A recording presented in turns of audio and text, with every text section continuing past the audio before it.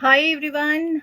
So we're back with another live of Aapki Baat, and in continuation of yesterday, we will be having our guest Advocate Manoj with us to discuss the topics of social stigma and social media apps which are affecting the married life of the couples. And along with that, we're also taking some insights from him about how these things can be improved, how can these things be controlled, how can we manage to have a healthier uh, relationship and life between the couples in the present scenarios. So we have our guest ready to appear and I am sending him the invite, so let's expect him in a couple of minutes. Hi Yashwant, how are you?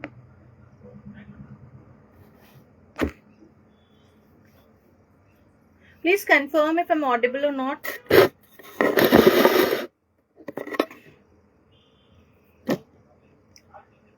Hi Jyoti.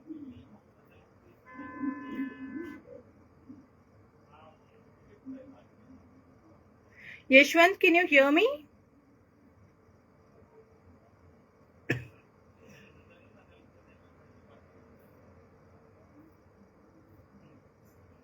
Yeah, I can see more people joining in, but it would be great if somebody can confirm whether I'm audible or not.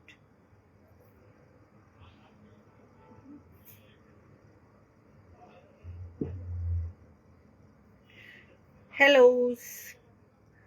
Please do not send me inbox messages while I'm on my live telecast.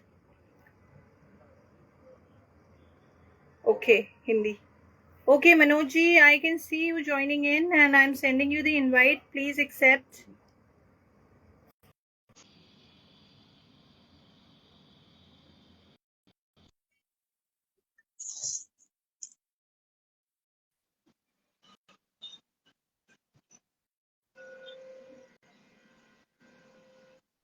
I think it did not connect at the moment.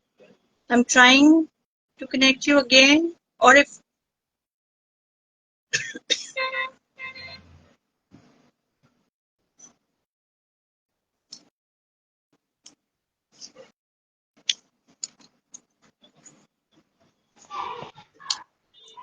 Hello, Arpita. Good Hey, evening. Manoj, good evening. How are you today? I'm good. So, How was your day? my day was awesome, and welcome back again on that rocking topic. And honestly, Yeah, I have received a couple of queries, which I will be asking you during the session. Because yeah. what happens is many times what happens is live पे लोग हमें नहीं देखते हैं, लेकिन later Mm-hmm. on वो हमसे connect होते हैं और मोर और लेस क्या होता है कि कुछ टॉपिक्स जो जनरल इंटरेस्ट के होते हैं उनमें फिर मेरे इनबॉक्स में बहुत सारे क्वेरीज आ जाती हैं. Okay. Due to some private Mm-hmm. privacy policy, I cannot disclose that screenshot to you. वरना आपको पता Yeah, yeah. चलता कि मतलब सच में मुझे उम्मीद नहीं थी कि मैं अगर इस टाइप के जॉइंट लाइव्स करूंगी तो I get so many questions and interactions. क्योंकि क्या होता है कि टैरो रीडिंग एक अलग चीज होता है, कंसल्टिंग ऑनलाइन एक अलग चीज होता है, and inviting an expert SME से बात करना एक बहुत ही डिफरेंट लेवल की चीज होती है. And it was so good to see, मतलब जो हमने कल प्री मैरिज काउंसलिंग की बात की थी ना, तो उससे रिलेटेड कुछ क्वेश्चंस हमारे पास आए कि वाकई में ऐसे कोई प्रोविजंस हैं क्या. Okay. मतलब इंडियन लॉ जो है वो प्री काउंसलिंग के लिए कोई ऐसा प्रोविजन रखता है, ऐसी कोई पॉसिबिलिटी वाकई में होती है. तो इवन मतलब I receive two of the questions from the parents of couples who are Okay. Ready to be getting married. तो मेरे पास एक सवाल आया कि अगर ऐसा कुछ है तो we would want to send our kids to such a consultancy. See, अभी हम अगर इंडिया में अर्बन एरियाज की बात करें तो वहाँ बहुत से ऐसे प्राइवेट काउंसलर्स वर्कआउट करते हैं कि वो इस तरह से काउंसलिंग करते हैं कि कोशिश होती है कि ये जो प्री लिटिगेशन काउंसलिंग जिसे हम कहते हैं, राइट। प्री लिटिगेशन काउंसलिंग का फायदा ये होगा कि वो काउंसलिंग से अगर कुछ सॉल्यूशन निकलता है, अगर उस परिवार को टूटने से हम बचा सकते हैं, तो डेफिनेटली इट विल वर्क। और अदरवाइज चीजें बहुत आगे तक बढ़ गई है, तो इसमें और एक फायदा ये होता है कि बेटर है कि आप दोनों एक दूसरे पे एलिगेशंस न करते हुए simply under section 13B of the Hindu marriage act specifically आप जाके म्यूचुअल कंसेंट से पिटीशन फाइल कर सकते हो। ओके। यस। और इस म्यूचुअल पिटीशन फाइल करने के बाद आपको कोर्ट की तरफ से अगेन एक काउंसलिंग होती है। कोर्ट में काउंसलर अपॉइंट किए जाते हैं और वो काउंसलर को आपको कोई पे करने की जरूरत नहीं होती है, बिकॉज वो गवर्नमेंट की तरफ से काउंसलर कोर्ट में ऑलरेडी अपॉइंट किए जाते हैं। राइट। वो काउंसलिंग भी एक बार कोशिश होती है, अगर उस काउंसलिंग में भी सक्सेसफुली उनकी कोशिश के बाद भी अगर कोई रास्ता नहीं निकलता है, तो वो सिंपली एक अपना रिपोर्ट जज के पास भेज देते हैं और जज दोनों पार्टीज को 6 महीने की तारीख दे देता है और उसको हम हमारी लीगल लैंग्वेज में कूलिंग पीरियड कहते हैं। राइट। तो ये कूलिंग पीरियड जो होता है, ये 6 महीने हिंदू मैरिज एक्ट 1955 से लेकर अगर हम देखें अभी, तो ये प्रोविजंस डालने के पीछे वजह ये थी कि कोर्ट का भी होता है किसी का घर ना टूटे। राइट। और ये 6 महीने इसलिए दिए जाते हैं कि आप फिर से इस बार विचार करो, 6 महीने के बाद आप फिर से हमारे पास आओ। अगर फिर भी आपका फिक्स है कि आपको नहीं रहना है साथ में, तो फिर after 6 months court will pass decree for separation, annulment का डिक्री पास हो जाता है उसमें। ओके। लेकिन अगर हम प्री लिटिगेशन अगर प्राइवेट काउंसलर्स के पास जाते हैं तो भी ठीक है, लेकिन अभी हम रूरल एरियाज में जाए तो वहां अभी ये इतनी चीजों का ये नहीं है। ये जो pre litigation counselling, private counselling, ये अभी भी वहां इतने बड़े पैमाने पे नहीं होते हैं। Right. और अगर हम वकीलों के पास जाएंगे, सॉरी मुझे कहना नहीं चाहिए, मेरा खुद का पेशा है, लेकिन अभी 3 दिन पहले ही मद्रास हाई कोर्ट ने एक जजमेंट दिया था कि advocates should not work as a fuel in the fire while dealing with the matrimonial cases. True. और बार काउंसिल ऑफ इंडिया को मदुरई बेंच का वो जजमेंट था मद्रास हाई कोर्ट का, तो मदुरई बेंच ने ये इंस्ट्रक्शंस दिए है बार काउंसिल ऑफ इंडिया को कि आप एडवोकेट्स के लिए कोई गाइडलाइंस तैयार कीजिए। अच्छा। एडवोकेट के पास अगर कोई क्लाइंट आएगा, तो मैं पर्सनली किसी भी नहीं चाहूंगा, लेकिन मैक्सिमम एक सोच हो जाती है कि एडवोकेट ये सोचेगा कि भाई मेरे पास अभी क्लाइंट आया हुआ है, मैं एक केस के 3 केसेस कैसे करूं ताकि मुझे फीस ज्यादा मिले। राइट। लेकिन ये आपकी एक कुछ तो एथिक्स हमको भी मैं प्रिजर्व करने पड़ेंगे, या फिर वो इथिकली बिहेव करना पड़ेगा कि किसी का अगर घर टूटने से बच रहा है तो हमारी कोशिश होनी चाहिए कि अगर मैटर इतना सीरियस नहीं है तो कोशिश करो कि आप नोटिस भेजने से पहले कहीं तो भी उस क्लाइंट को कहो कि आपके कोई रिलेटिव्स बिठा के कहीं तो भी रास्ता निकालने की कोशिश कीजिए। नहीं तो मैं नोटिस में इतने ऑप्शन रखना चाहिए, डेफिनेटली रखना चाहिए। अगर नोटिस में मैं इतने वाइल्ड एलिगेशंस कर देता हूँ सामने वाली पार्टी के ऊपर, तो वो पार्टी ये नहीं सोचती कि सच में मेरे हस्बैंड ने या मेरी वाइफ ने ये लीगल नोटिस में एडवोकेट को कहा था क्या लिखने के लिए, या एडवोकेट ने खुद के मन से इन सब चीजें लिख दी है। राइट। और बहुत बार मैंने देखा है कि क्लाइंट्स को पता ही नहीं होता है कि इतना मिर्च मसाला क्यों डाला गया है नोटिस में, वेरी ट्रू, जबकि चीजें इतनी सीरियस होती नहीं है जितना उसको सीरियस किया जाता है। अभी वो कहते हैं ना कि बहुत बार एडवोकेट्स की सोच ऐसी होती है कि मुहावरा है, घोड़ा घास से दोस्ती करेगा तो खाएगा क्या। लेकिन ये चीजें ही सिर्फ आपका अर्निंग सोर्स नहीं हो सकता है, कि कहीं तो भी एक सोशल इंजीनियरिंग का काम भी एक एडवोकेट्स को करना पड़ेगा। एक सोशल इंजीनियरिंग का काम के साथ साथ एक सोशल रिस्पॉन्सिबिलिटी लेके चलना पड़ेगा। क्या है, हम बड़ी बड़ी बातें करते हैं, मतलब बीइंग ह्यूमन की बात करते हैं, हम कॉर्पोरेट सोशल रिस्पॉन्सिबिलिटी की बात करते हैं, but I have seen in my own cases that I deal, कई जगह जो आपने भी एग्जैक्टली बोला ना कि वकील जब एक लेटर तैयार करता है तो उसमें आधे कंपोनेंट्स जो हैं वो लोगों को मालूम भी नहीं होते हैं कि वो भी लिखा हुआ है, बिकॉज वो इतने सारे डॉक्यूमेंट्स होते हैं कि people do not even read it, first thing. दूसरी चीज ये भी होती है कि कई बार क्या है, जो लैंग्वेज है, legal language which is very different from the normal language that we use for communication. तो होता ये है कि इतने डिफिकल्ट टर्म्स यूज होते हैं, एक वर्ड इधर उधर होने से उस सेंटेंस का पूरा मीनिंग बदल जाता है।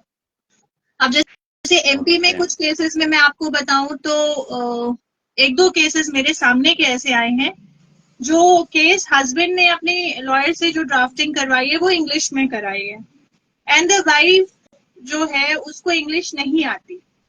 तो लॉयर ने मतलब जज ने ऑफ कोर्स बोला कि आप इस केस को हिंदी में भी प्रेजेंट कीजिए।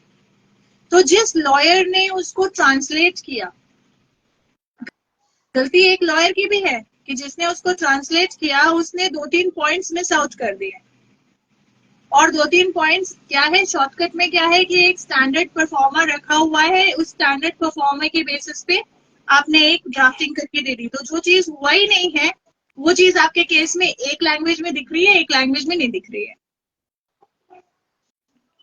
और इसमें मैं और एक चीज ऐसी जोड़ना चाहूंगा कि अगर कोई क्लाइंट जब अपने एडवोकेट को जानकारी देता है कि मेरे साथ ये हुआ था, मेरे साथ वो हुआ था, तो फिर उसमें कहा जाता है कि आपको तकलीफ घर में कौन देता था, तो वो बोलती है मदर इन लॉ देती थी।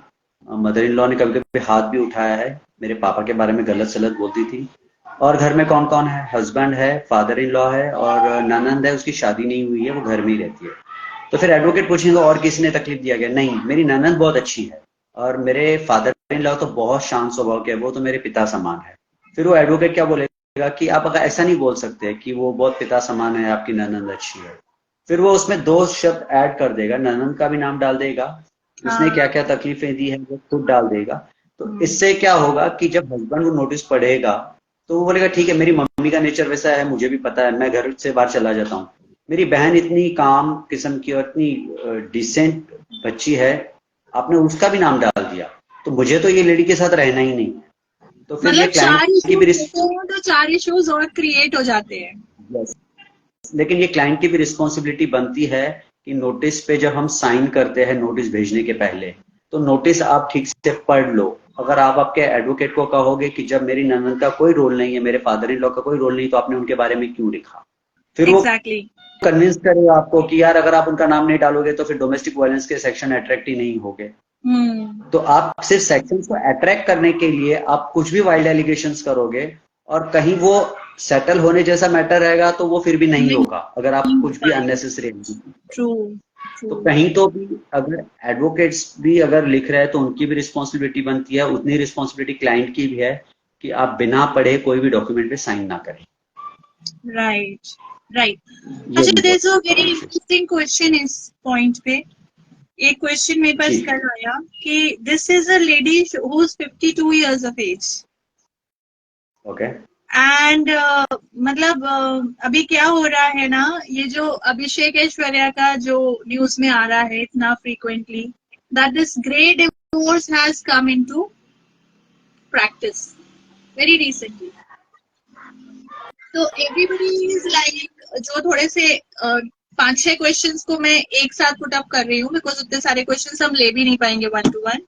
Yes yes yes, please I carry think on. I'm so tired, maybe sitting for so long, no no no no, maybe. Not at all, Okay. Nothing nothing, yeah. So what happens is कि ये जो 52 years lady है, इन्होंने clear cut में ये पूछा कि we have differences between us since always, and it is always a situation कि वो शुरू से जॉब के सिलसिले में बाहर रहे हैं, and I have taken care of the family all by myself because she was a homemaker. But now that the children are settled, now the children have started like moving out for their college and studies and things, job, एक बच्चा job में है, एक intern कर रहा है मतलब, और एक पढ़ाई के लिए बाहर है। तो अभी उसका कहना ये है कि this is this similar to a grey divorce?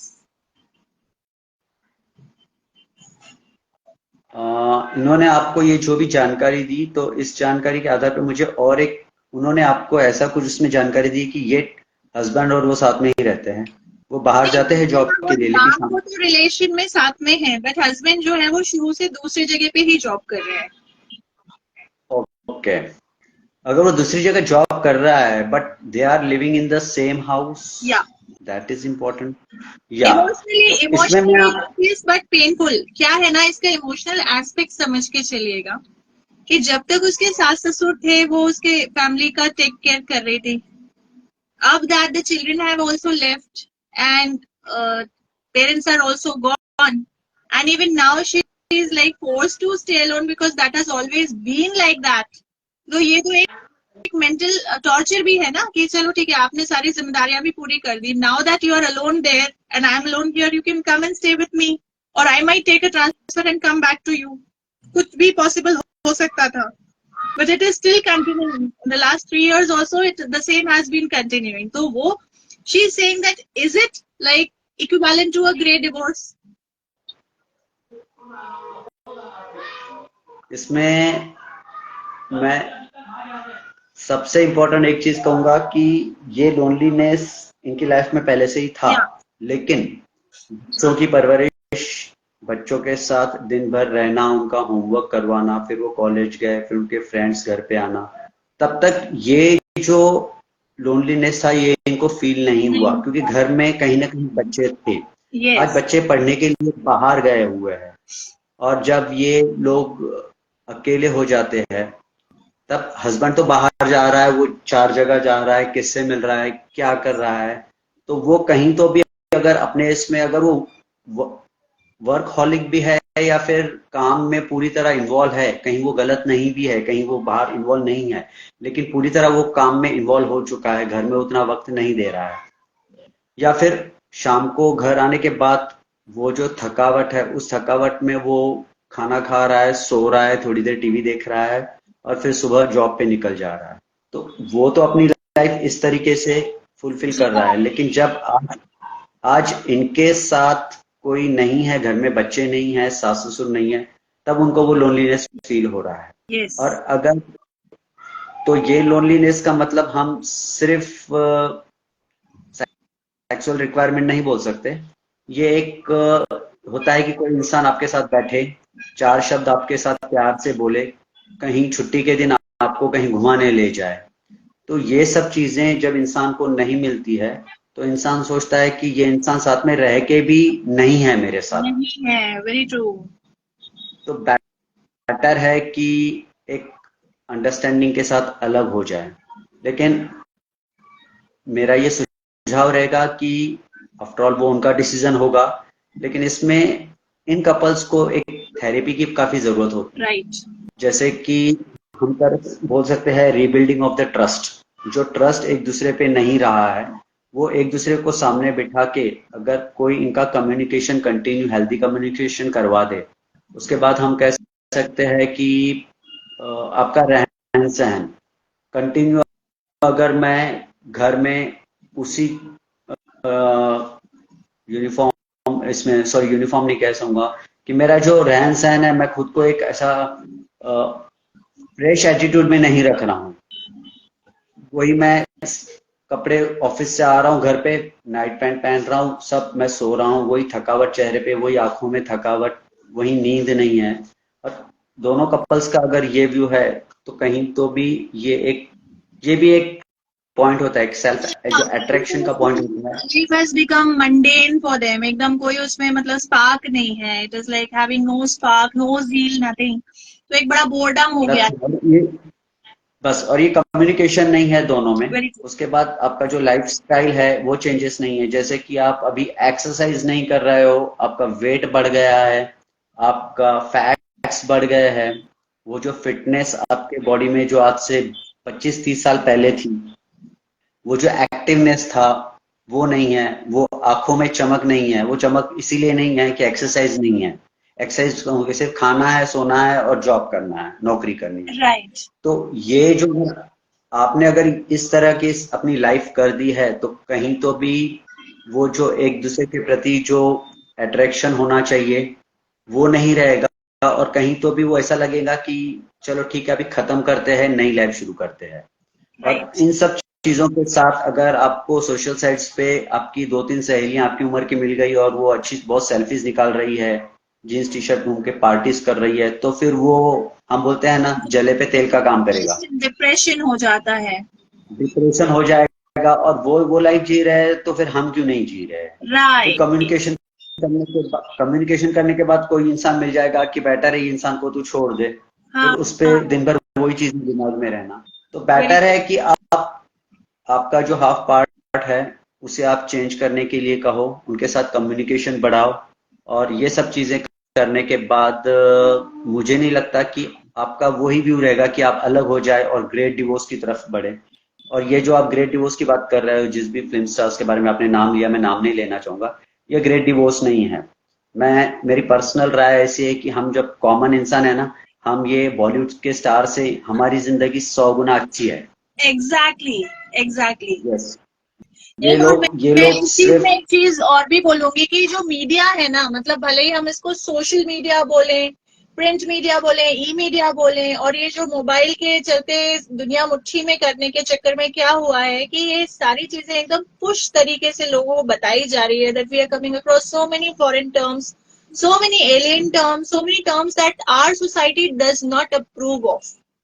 ऐसा डेफिनेटली होता है हमारी सोसाइटी आज भी, अगर हम अरेंज मैरिजेस में बिलीव करते हैं तो we are still an old school institution, जहाँ पे हमको मालूम है कि हमारी फैमिली के लिए क्या वैल्यूज हैं, क्या एथिकल वे में हमें आगे बढ़ना चाहिए। नहीं, हाँ, जहाँ एक्सट्रीम सिचुएशंस है वहां पे लोग नहीं साथ में रह के कोप अप कर पाते। And I also keep saying that a broken family, a child in a broken family जो है, he is better than a child in an abusive family. आप यस। बहुत सारी डिसीजंस बहुत देख समझ के लेते हो, तो वो सिचुएशन एक टोटली एक इंटेलेक्चुअल डिसीजन होना चाहिए, बैलेंस डिसीजन होना चाहिए, थॉट ओवर डिसीजन होना चाहिए। इन अ हेस्ट कोई डिसीजन नहीं लेना चाहिए इस किस्म का, बिकॉज काफी सारी चीजें लिंक्ड है।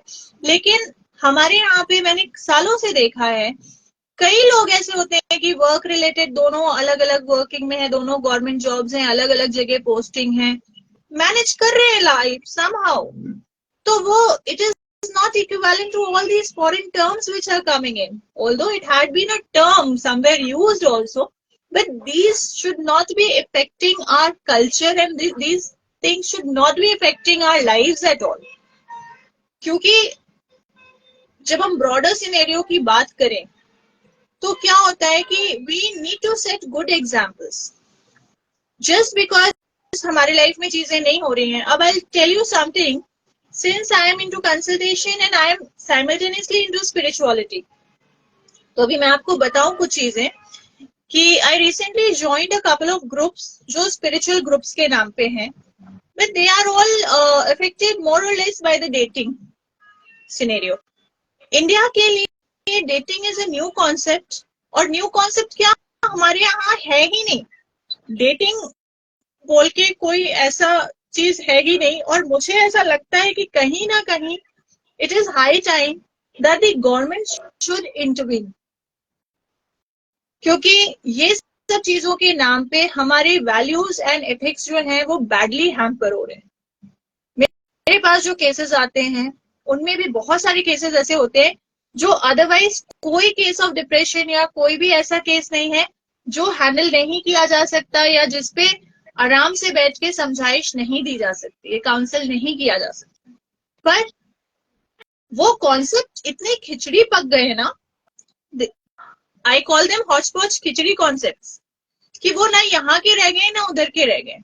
अब स्पिरिचुअलिटी जो है वो दैट इज डायरेक्टली, मतलब मैं आपकी बात को यहाँ पे इसलिए बोल रही हूँ कि जब कोई हमारे पास आता है तो a lawyer should be somebody, खासकर जो फैमिली केसेस देखते हैं, मैट्रिमोनियल केसेस देखते हैं, उनको ना एक स्पिरिचुअल आध्यात्मिक तरीका भी अपनाना चाहिए, क्योंकि जो कूलिंग पीरियड होता है ना, उस पीरियड में अगर आप सेंसिबली सोच के करोगे, क्योंकि गुस्से गुस्से में गलत डिसीजंस हो जाते हैं कभी कभी, पर जब आप बहुत ठंडे दिमाग से चल के कोई डिसीजन लेते हो तो things are better for everybody. खासकर if it is just about a husband and a wife, it is okay, but in case you have kids, तो आपको बहुत सोच समझ के डिसीजन लेने की जरूरत होती है, क्योंकि at the age of 24, 25, 26, आज की डेट में तो शादियों की एज बढ़ गई है, 30 में शादी कर रहे हैं लोग, 35 में भी शादी हो रही है,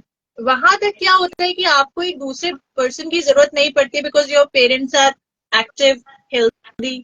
बट ग्रेजुअली क्या होता है कि when you see their health deteriorating, तो ओल्ड एज इश्यूज के साथ साथ और ये सारे ट्रबल्स जो आते हैं, तो हम उसको प्रीगॉज नहीं कर पाते.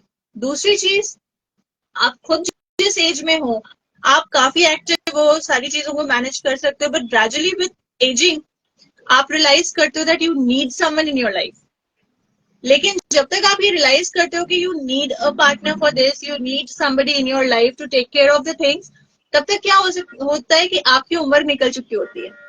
You may not get another partner. या मतलब a known devil is always better than a strange ghost. I'm getting you. So it happens.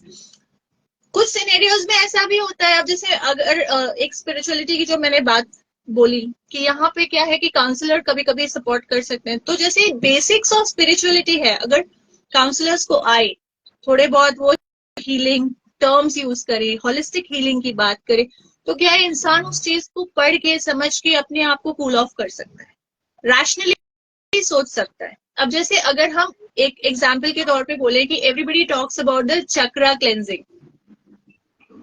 Chakras क्या है? These are the energy circles in our body. Energy circles किस हिसाब से move करेंगे, उस हिसाब से आप रिएक्ट करोगे, राइट? तो अब जैसे अब कई लोग उसको सिर्फ ऐसे देखते हैं कि ध्यान, मेडिटेशन, ये ऐसे हो जाएगा, वो ऐसे हो जाएगा.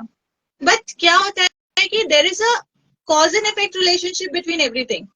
अब जैसे हमारे बॉडी में जो चक्रास हैं, तो the lower of the chakra, it is situated at the root, Muladhara जिसको कहते हैं.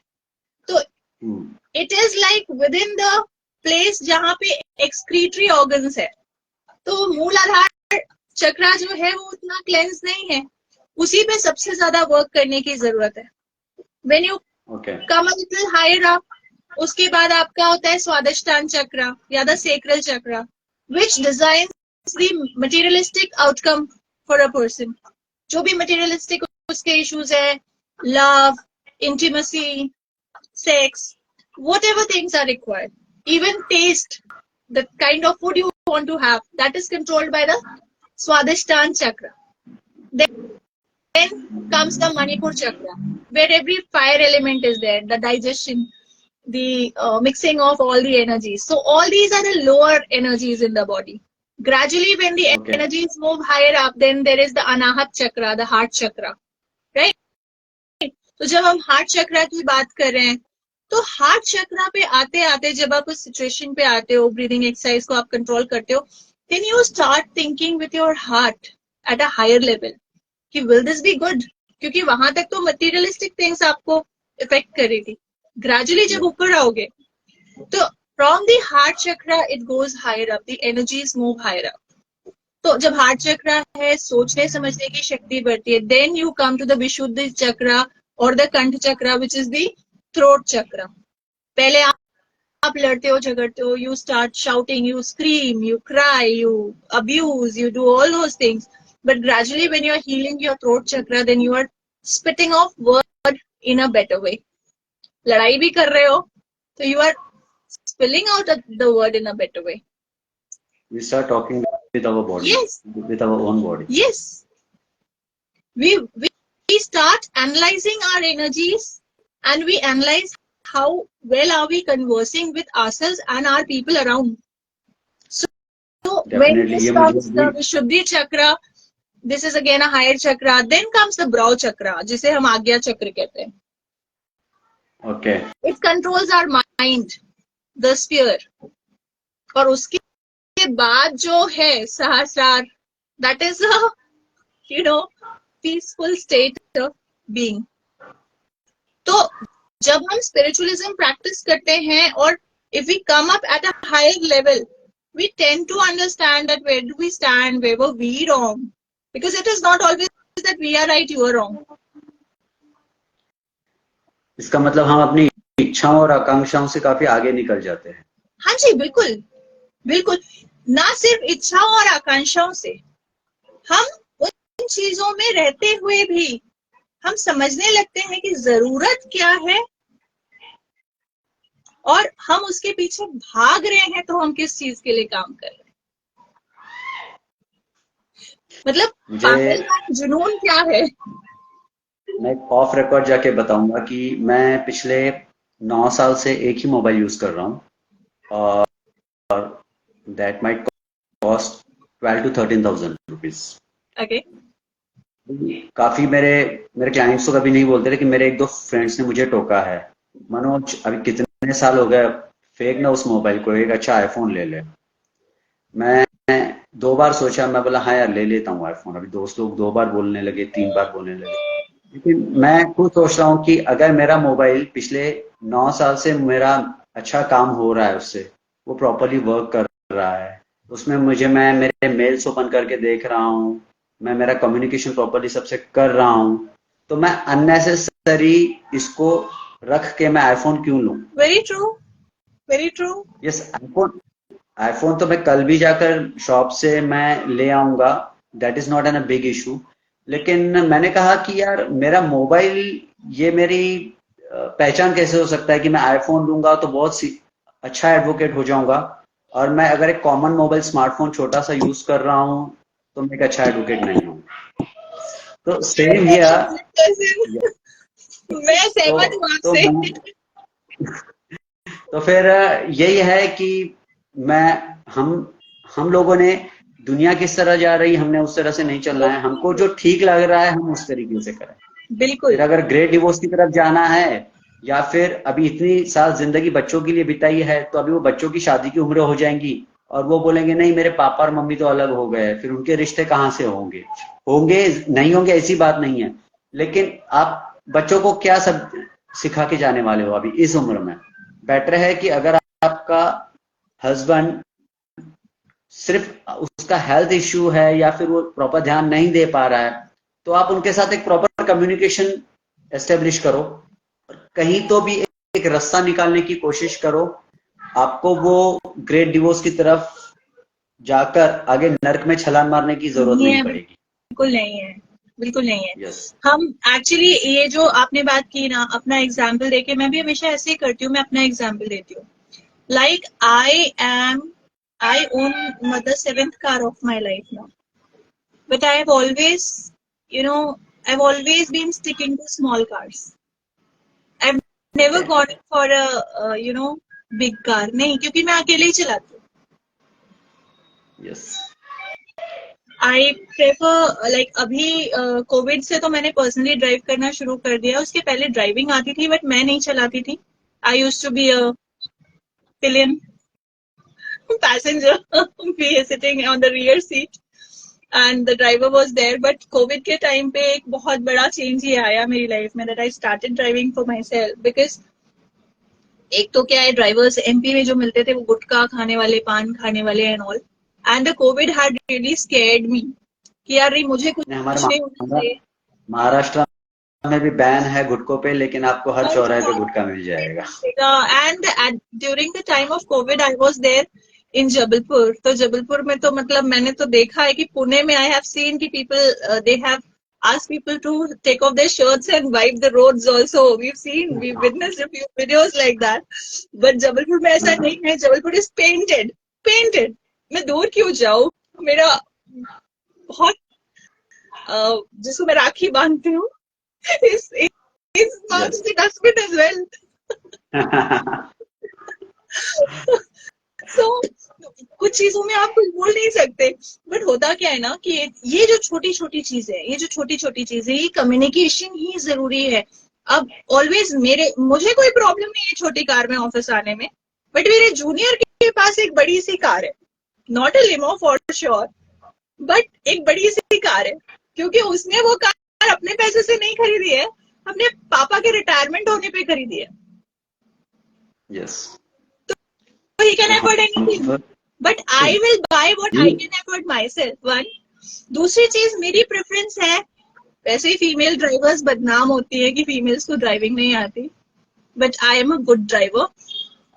या I am mostly a highway driver. तो क्या होता है ना कि ये अपना पर्सनल चॉइस रखना चाहिए, हमको किसी को देख के कुछ नहीं करना है. The kind of job I was in, I could have bought a car every second year, but मुझे जरूरत नहीं है. वो मेरी जरूरत है या नहीं है, वो कोई तीसरा कैसे डिफाइन करेगा. और यही रीजंस होते हैं, ये छोटी छोटी चीजें जो होती है ना, बढ़ते बढ़ते बढ़ते बढ़ते डिससेटिस्फैक्शन आ जाता है. मैं जो स्पिरिचुअलिटी की बात कर रही थी ना, every person should get into the field of spirituality to understand what we are. और जहां पे ये समझ में आ रहा है ना, what we are, where we have come from, why are we here, ये जब आ जाता है ना क्वेश्चंस, जब सेल्फ को आप ढूंढने लगते हो. I am not Arpita, I don't know who I am a part of a bigger universe.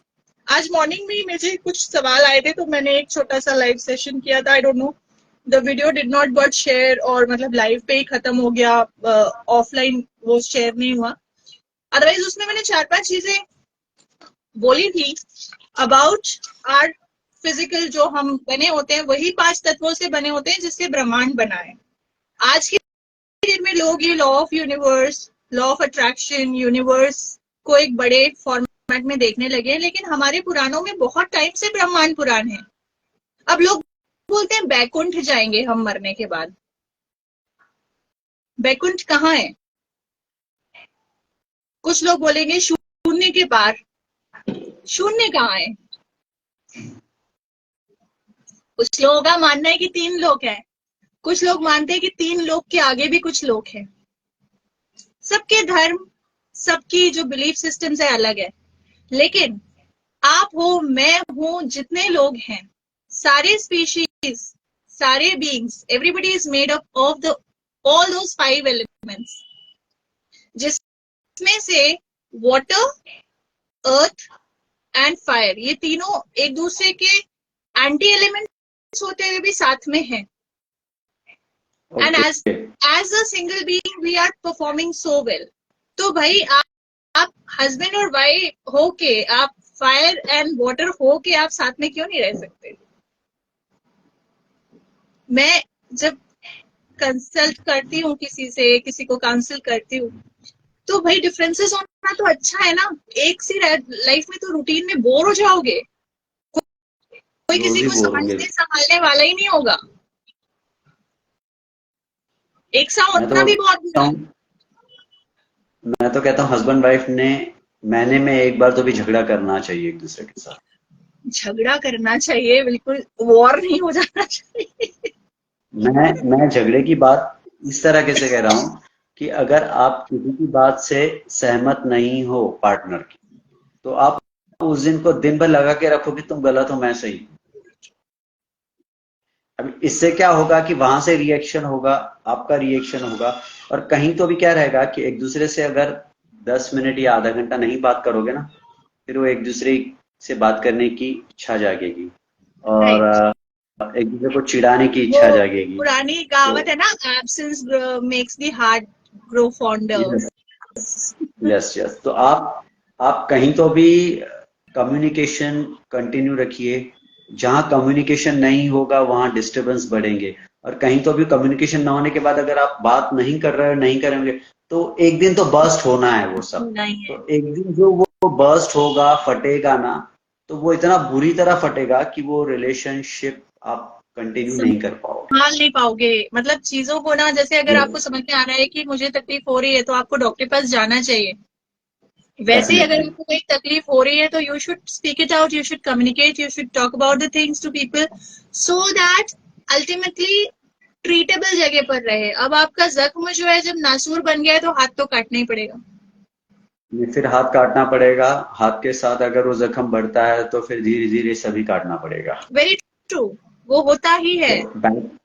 तो इसमें यही है कि आपके दर्शक जो भी देख रहे हैं, या फिर इसमें जो भी क्यूरीज है, तो शायद मैं नहीं समझता हूँ कि ऐसा कोई भी प्रॉब्लम दुनिया में है जो सॉल्व नहीं हो पाएगा. आप बात करना तो शुरू कीजिए एक दूसरे के साथ, हर प्रॉब्लम सॉर्ट आउट हो जाए. तो crux of today's discussion is, first thing is never stop communicating. One, that is very important. Haste में कोई डिसीजन नहीं लेना है. You should always allow yourself to think the things twice, thrice, if needed. More than that, consult with your elders in the family, seek advice from people who can help, and you can come out with a solution instead of finishing off. एक termination definitely you अगर can always keep a way out open. Husband Thank you so की tummy much, Manoj ji. मतलब ये जो discussion था ये इतना insightful था. जो हमने एक एग्जाम्पल भी किया डिस्कस आपस में कि छोटी छोटी चीजों में भी हम रह सकते हैं. उसका रीजन यही है कि आप जब प्रॉब्लम्स आती है ना दोनों के बीच में, तो कहीं ना कहीं कंपैरिजन ही होते हैं, डिससैटिस्फैक्शन ही होते हैं. तो उस चीज में थोड़ा सा मैच्योर्ड होके सोच के चीजों का सोल्यूशन हम निकाल सकते हैं. हाँ, अगर कोई बहुत एक्सट्रीम इशू है वो टोटली डिफरेंट स्टोरी है. एक्सट्रीम इशू अगर रहा ना तो उसमें सो फार एज अगर हमारे पास कुछ क्लाइंट्स आते हैं ना तो हम स्ट्रेट फॉरवर्ड दोनों को बिठा के यही बोल देते हैं कि आप दोनों जितना जल्दी अलग हो सके अलग हो जाओ, क्योंकि हमको पता रहता है कि जिस हिसाब से इनकी केस है, अगर ये लोग सब चीजें मन में रख के एक साथ रहेंगे तो आगे जाके इतना बड़ा कुछ ऑफेंस हो सकता है कि फिर उसके लिए उनकी पूरी फैमिली डिस्टर्ब हो जाएगी. राइट, वो फिर मैट्रिमोनियल ना रह के क्रिमिनल साइड जा सकता है. यस, तो ये सब चीजें अवॉइड करने के लिए हम ही उन्हें कहते हैं कि बेटर है कि आप दोनों अलग हो जाओ. और हमेशा ऐसा जरूरी नहीं कि हमारा जो क्लाइंट आएगा वो दूध धुला ही रहेगा. अगर उसकी गलतियां मुझे साफ नजर आ रही है तो मैं उसे कह दूंगा कि भाई तू अलग हो जा, तू उसके साथ मत रहे, क्योंकि मुझे पता है तू उसके साथ रह के भी तू वही करने वाला है जो तू आज भी कर रहा है और कल भी करेगा ही वो. तो बेटर है कि आप दोनों अलग हो जाओ. Very true, very true, very true. ठीक है, चलो, nice to talk to you. Thank you very much. Thank you so much, Manoj ji, and we will connect soon again with some new topic. Definitely. Social life disturbance जो कल के continuation में था, it was very interactive, very informational, and very insightful as well. Thank you so much for connecting with us. It's my pleasure. Same to you. Thank you very much. Yeah, bye.